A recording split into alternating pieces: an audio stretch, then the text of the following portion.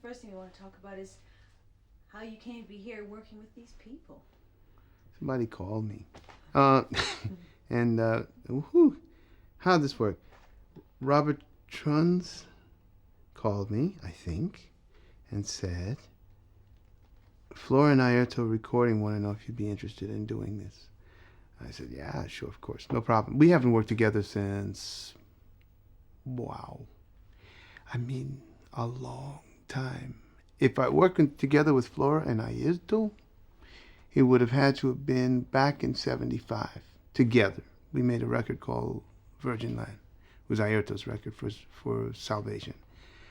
That's the last time we worked together on any project. 1981 or 82 saw me play for last time until now with Airto in Israel. And that was it. So Robert Truns and I have been friends for a little while, talking back and forth about projects. And he said, boy, I'd sure like to put you together with Airto and Flora. I spoke to Airto on the phone when I was here recording my album, The Traveler. And told him about the studio, and they all wanted to come down and take a look. And the next thing I know, we had this thing going. And that had to be, I knew about this about 3-4 weeks ago. No more.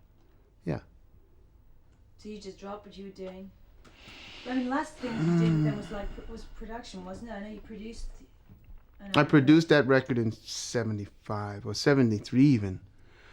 I was on tour in the United States when I actually found out about this. I think I found out about this, and I got a phone call while arriving in Little Rock, Arkansas, which is, if you want to go fishing, it's a great place to go fishing. Everybody goes fishing there. That's about it. And then, of course, there's Juanita's, where the saxophone player who runs the country over there, he gets his cheese dip. That's about it, you know.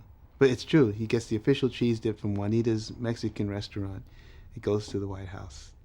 And I had the honor of playing at the place where he gets his cheese dip. It was great. And I got this call that said, yeah, we're going to record a Real World. Oh, fantastic. I'll bring some cheese dip. You know. It was cool. If you want a story, you're going to get it from him. The visual of the cheese dip. So we need a shot of it. Where is the cheese dip? The cheese dip, we ate it. Yeah, I mean, there's tons of it. It goes on and on. Yesterday we were talking a little bit about history. You were saying it's as long as your arm. That was quite a nice thing. Why don't you say that? Yeah, as long as my arm. But large letters. A, spell this B. History. Airto and I, really, primarily, because I've had very few opportunities to work with her. Airto and I go back to recording with Miles primarily, and being in the studio. For instance, this morning, speaking, I came across a thought. I told Flora, I said, were you there? Because it could have been. She was there. I was so petrified. What used to happen to us. We were talking about the days when we used to come together. We were professional musicians at that time. We were relatively successful, but we were struggling in New York City. And she said, you know, it's not like something that happens very often anymore, where you can find a group of professionals who are recording on a regular basis with and are into projects, but they have enough time to come together in a studio quietly and just sort of like play together just for the love of playing. And in 1970, I had the opportunity to do this with many musicians. But during this period of time, Airto and Flora and I were paralleling each other. We knew each other, but we rarely worked together. But we worked with the same musicians, but different jobs. It was so many really fine, hungry players that many of us didn't have had a chance to play with each other more than once or twice for years, but knew of each other and was friends, even to the point of coming to parties and talking and then disappearing and never seeing each other or sending a card at Christmas. That was it. One day I walked into CBS 52nd Street. I think it was Studio B. Huge, it's the biggest one they had at the time. And off in the dark corner of this in the recesses of this place, I heard an organ, and I looked and it playing, and it was a B3, and over it was the late Larry Young. Larry Young had this smile. He was a very big man. He was about 6'9". He was Larry was good for 300 pounds, right in there, and one of the gentle giants of the music industry. He looked like the Cheshire Cat out of Alice in Wonderland because he wore a purple cape, a purple gown that took him out to here, and he had a Panama hat, but a big one that was like this, and all you could see were these eyes and this huge grin, and his organ, when he sat at it, looked like this. He never saw his hands move. He never saw his elbows, nothing. Everything just went like this. But you heard, and you would think, God, this giant. Now, right next to him, in complete contrast, playing electric piano that he hated, was Keith Jarrett, banging on the piano with his shoe because it wouldn't work. So he was hitting the Fender Rhodes and it didn't. So it was like Larry Young, Keith Jarrett. Next to Keith Jarrett was Chick Corea, with these little tiny round glasses and a sine generator that just put out sine waves. And it's like this. And here, like this, mad scientist.